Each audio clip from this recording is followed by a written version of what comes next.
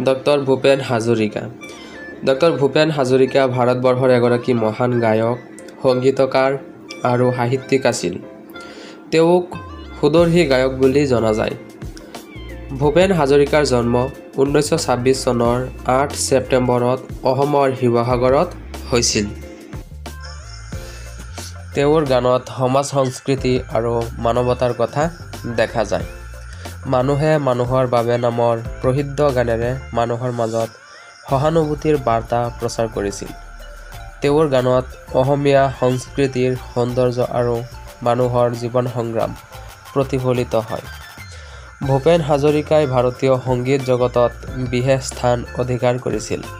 তেওঁৰ অৱদানৰ বাবে দাদা চাহেব ফাল্কে বঁটা সহ বহু বঁটা লাভ কৰে।